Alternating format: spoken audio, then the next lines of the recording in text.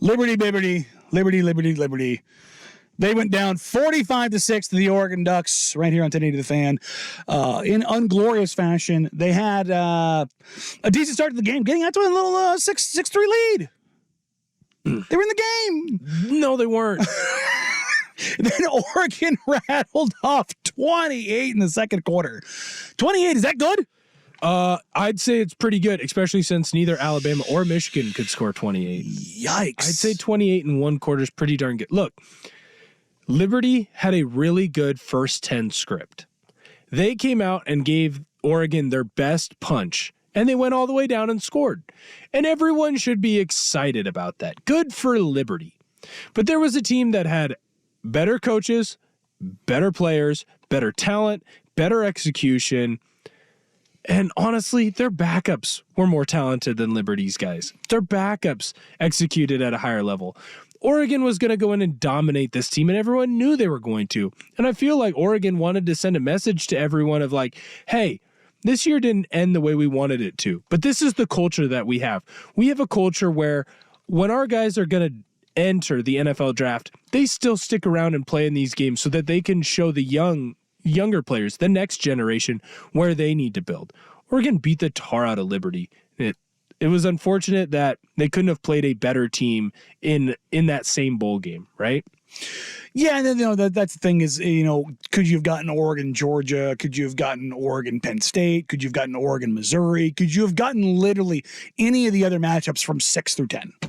That's the question. Oregon, obviously, number 8 heading into the bowl series. What's interesting here is Oregon starts out field goal punt, and then they go 6 straight drives on touchdowns. And it wasn't the methodical Oregon. They have 2 drives of 3 minutes or more, and then it's just down the field and score, down the field and score, down the field and score, down the field and score. And this game, I mean, I turned it on. I'll be blunt. I turned it on for about 15 seconds. It just, you knew what it was right out the gate.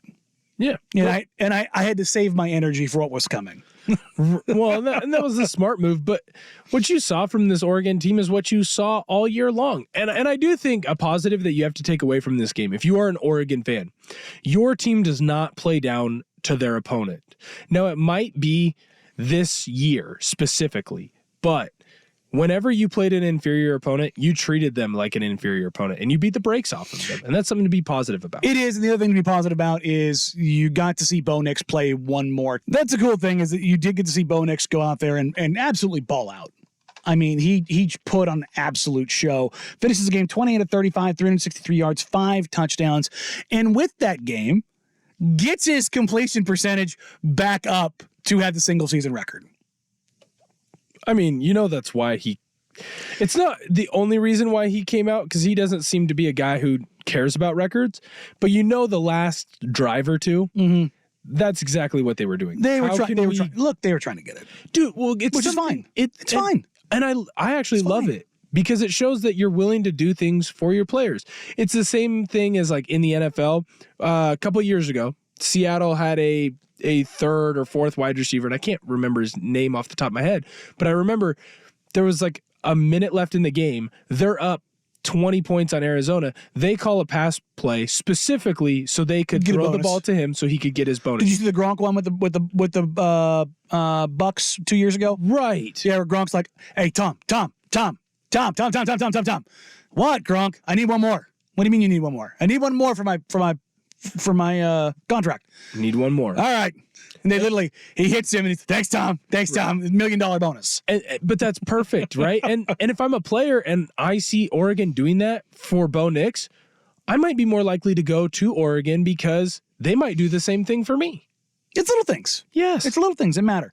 Oregon finishes the season with 12 wins, 12-2. I would imagine that in the final poll, when this is all said and done, Oregon's going to be top 5. They're probably going to be top 4. Depending on who wins between Michigan and Washington, that'll be 1-2. Georgia will be 3. There's a pretty solid chance Oregon finishes 4. You think that they'll have them move above? I think they should move above Alabama, but you think they'll have them move above Texas? Texas? And that's the question, is where do they end up there?